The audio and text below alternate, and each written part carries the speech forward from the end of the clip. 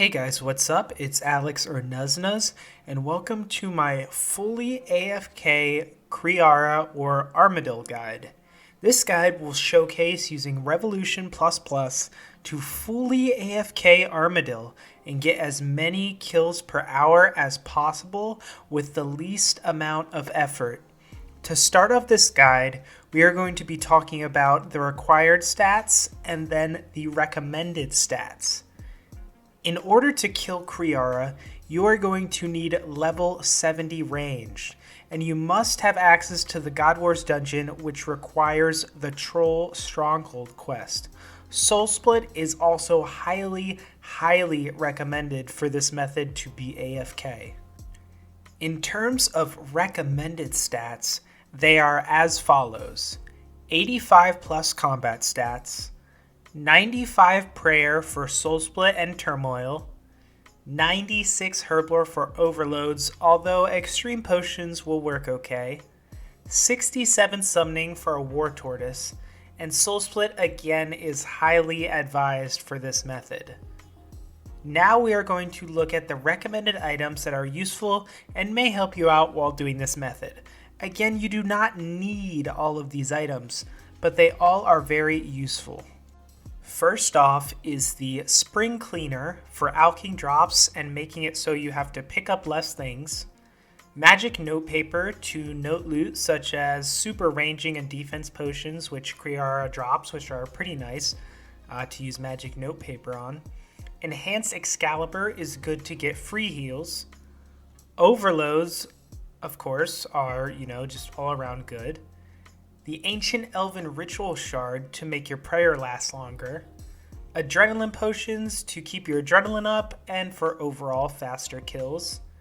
The Penance or Vampirism Aura are the absolute best auras for this method, as it will either keep your health up or prayer up depending on what you need. The Split Tooth Dragon Necklace and Bone Crusher combo for tons of free prayer, or alternatively, you can use an Amulet of Souls for healing more with Soul Split. And of course, you're going to want to bring your best range gear. Now we are going to take a look at the different gear setups. I personally use this setup.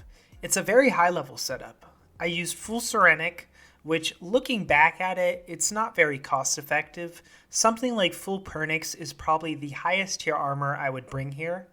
Nightmare Gauntlets are what I used, but whatever ranging gloves you have are fine. I used a Saren Godbow, which is a 2H range weapon. Essence of Finality, but of course Amulet of Souls or Split Tooth Dragon Necklace works fine. I used an Armadyl book for extra damage, although again, this wasn't very cost effective. A cheaper book would be more effective cost-wise. I used Fleeting Boots and Luck of the Dwarves, and of course my Kiln Cape. Now we are going to take a look at a lower level setup. Remember, it doesn't have to be super specific, just bring your best range setup you can and be as cost effective as you want to. So for the lower level setup, we have full Armadyl, Pernix Boots, Nightmare Gauntlets, Ring of Fortune, Zarite Bow, a Skill Cape, the Split Tooth Dragon Necklace plus Bone Crusher combo, and a God Book. The most important part about choosing your setup is what amulet you're going to use. If you choose the Split Tooth Dragon Necklace, you may need to bring more food and a familiar with food, as you won't have the extra heals from the Amulet of Souls, and you'll probably want to use the Vampirism Aura to keep your health up. However, you won't need much prayer that way. If you go the opposite route like I did with the Amulet of Souls, I was able to very easily keep my health up and use no food with Soul Split. However, I needed more prayer, so I used the Penance Aura to counteract that. Now we are going to talk about another important aspect of this guide and this method, which is your Revolution Bar setup. This is an example of what your Revolution Bar should be if you're using a 2H ranged weapon. You want Death Swiftness as your first ability, so that can always be used whenever you have enough adrenaline, followed by Corruption Shot, Snapshot, Frag Shot, Rapid Fire, and more basics. If you find yourself struggling on food, you can move Sacrifice up the Revolution bar so it's used more often. Looking at the dual-wield Revolution bar, it is much the same, with the only difference being Needle Strike is used instead. Once you have the Revolution bar you want set up, make sure you go to your settings and change the options so the Revolution will automatically trigger thresholds and ultimate abilities. This will make that everything is fully automatic in AFK with not much input on your part. Now we are going to get into the inventory setup. This was my personal inventory setup, and of course you should adjust on what you need like I said before. I brought tons of prayer since I wasn't using the split tooth dragon necklace, and I also brought a Ripper Demon because I had such high level gear and stats that I was pretty sure I wouldn't need much food. Magic notepaper again for noting drops, spring cleaner as well, 1 hour of overloads, enhance Excalibur to maintain my health, and the rest sailfish. You could of course bring things like the Elven Ritual Shard, and the gold accumulator is also good here if you have it. It's a very simple yet effective inventory setup. Now we are going to talk about how to get to Kree'ara. The fastest method is of course to use the boss portal at the PVM hub or Max Guild. But if you haven't killed Kree'ara before, you won't have access to these. In that case, you can use the Trollheim teleport and run down to the dungeon. To kill Kree'ara, you will first need to get 40 kill count. This is pretty simple, just soul split and kill the avian seas until you have 40 killed. I would also mention if you're a low level to bring an Armadyl item so the monsters are not aggressive towards you. Once you have the kill count, it's time to make the boss instance. I would highly recommend making a boss instance.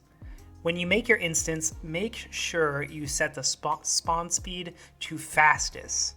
This will allow Kree'ara to spawn faster and speed up your kills per hour.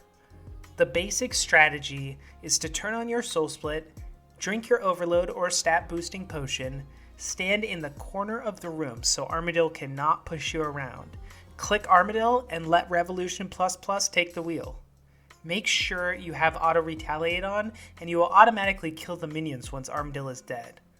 I found this method very AFK and barely had to look at my screen unless I was picking up loot or clicking on Armadyl at the start of the kill. My soul split and Amulet of Souls kept my hit points comfortably high, and if I ever got too low, I would just use my enhanced Excalibur and never needed to eat any food. As for prayer, I barely had to drink much, as my prayer renewal and penance aura kept my prayer very high.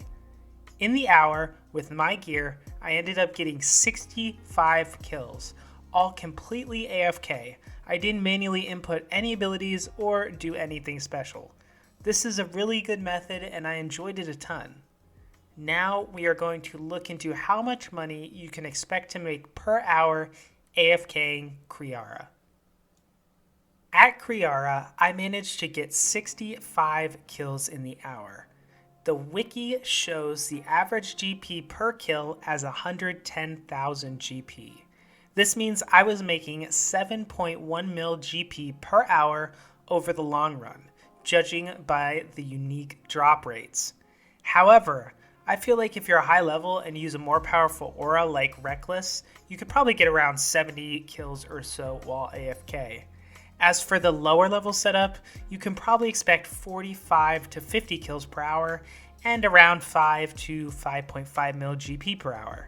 This is a fantastic method if you're wanting to camp Kree'ara for the pet or get yourself some nice money from Armadyl items, as they have gone up a ton because of Armadyl components. I believe the Armadyl chestplate is over 10 million GP. Thanks for watching my guide, everyone, and if you have questions, feel free to leave them in the comments. Make sure to leave a like if this helped, and subscribe for tons more RuneScape 3 content. I also want to take a second to thank all of my channel members. You guys are awesome, and if you'd like to support me and my channel, you can join my channel membership and get a ton of cool perks like PVMing with me, an add-on Discord and RuneScape, PVM lessons, and tons more. Just click the join button at the bottom of this video in the description or on the box that pops up on the screen. Again, thanks for watching, guys, and I'll see you in the next video.